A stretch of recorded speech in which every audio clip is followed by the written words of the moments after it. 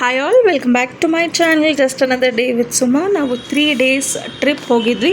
ಅದರಲ್ಲಿ ನಾವು ಮೊದಲನೇ ದಿನ ಹೋಗಿದ್ದ ಟ್ರಿಪ್ಪೇ ಶಿವಮೊಗ್ಗ ಅಂತ ಹೇಳ್ತಾ ಇದ್ದಂಗೆ, ಹೆಸರು ಹೇಳ್ತಿದ್ದಂಗೆ ನಿಮ್ಗೆ ಗೊತ್ತಾಗ್ಬಿಡುತ್ತೆ ಏನಕ್ಕೆ ಹೋಗ್ತಾ ಇದ್ದೀವಿ ಶಿವಮೊಗ್ಗ ಅಂತ.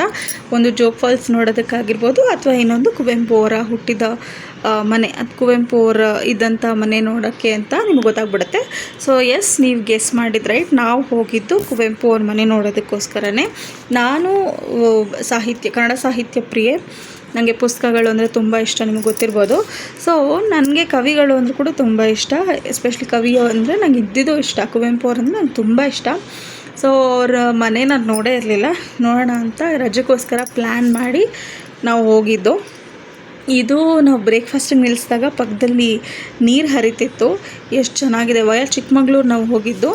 ಎಷ್ಟು ಚೆನ್ನಾಗಿದೆ ನಮ್ಮ ಕರ್ನಾಟಕ, ನಮ್ಮೂರು ಅಂತ ನನಗೆ ನಿಜವಾಗ್ಲೂ ರಿಯಲೈಸ್ ಆಯಿತು.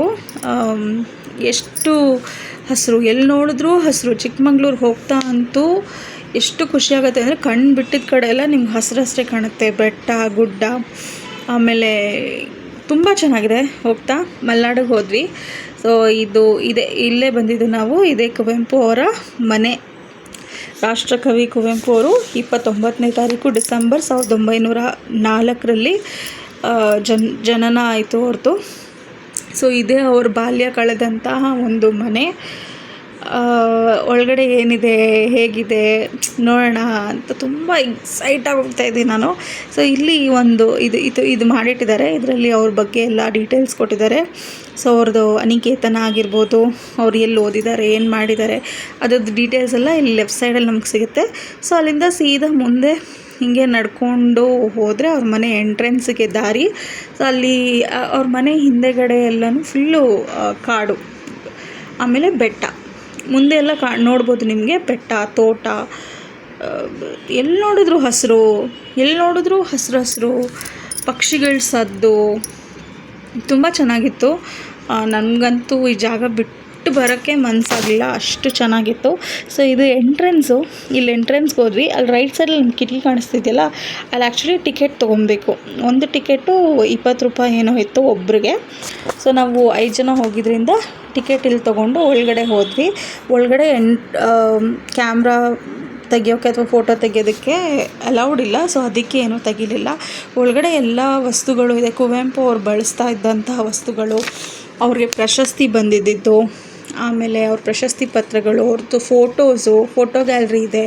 ಆಮೇಲೆ ಅವ್ರ ವಸ್ತುಗಳು, ಕನ್ನಡಕ, ಅವ್ರ ಕೂದಲು, ಅವ್ರ ಪೆನ್ನು, ಅವ್ರದ್ದು ಹ್ಯಾಟು, ಅವ್ರದ್ದು ಕೋಟು, ಮತ್ತು ಅವ್ರು ಕೂತ್ಕೊತಿದ್ದ ಚೇರು, ಟೇಬಲ್ಲು ಎಲ್ಲ ಇದೆ. ಎಲ್ಲ ನೋಡ್ಬೋದು. ಅದೆಲ್ಲ ನೋಡಿಕೊಂಡು ನಾವು ಇಲ್ಲಿ ಬಂದಿದ್ದು ಕವಿಶೈಲಕ್ಕೆ. ಕವಿಶೈಲ ಏನು ಅಂತ ನನಗೂ ಗೊತ್ತಿರಲಿಲ್ಲ, ಆಮೇಲೆ ಹೋದ್ಮೇಲೆ ಗೊತ್ತಾಯಿತು.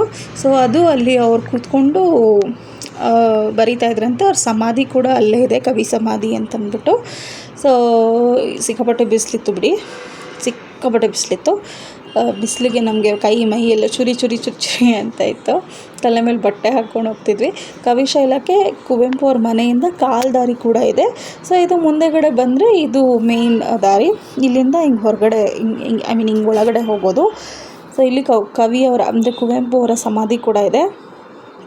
ನನಗಂತೂ ಈ ಜಾಗ ನೋಡಿ ತುಂಬ ಸಂತೋಷ ಆಯಿತು, ತುಂಬ ಖುಷಿ ಆಯಿತು. ನಾವು ಎಷ್ಟು ಪುಣ್ಯ ಮಾಡಿದ್ದೀವಿ, ಇಂಥ ಒಂದು ಕವಿ ನಮ್ಮ ಜೊತೆಗಿದ್ದರು, ನಮ್ಮ ರಾಜ್ಯದಲ್ಲಿ ಹುಟ್ಟಿದ್ರು ಅಂತ. ಅವ್ರು ಹುಟ್ಟಿರೋಂಥ ಕರ್ನಾಟಕ ನಾಡಲ್ಲಿ ನಾವು ಹುಟ್ಟಿದ್ದೀವಲ್ಲ ಅಂತಂದ್ಬಿಟ್ಟು ನನಗಂತೂ ತುಂಬ ಖುಷಿ ಆಯಿತು, ತುಂಬ ಸಂತೋಷ ಆಯಿತು. ಆಮೇಲೆ ಕೆಲವು ಟೂರಿಸ್ಟ್ ಬಿಹೇವಿಯರ್ಸ್ ಕೂಡ ಸ್ವಲ್ಪ ಚೆನ್ನಾಗಿರಲಿಲ್ಲ.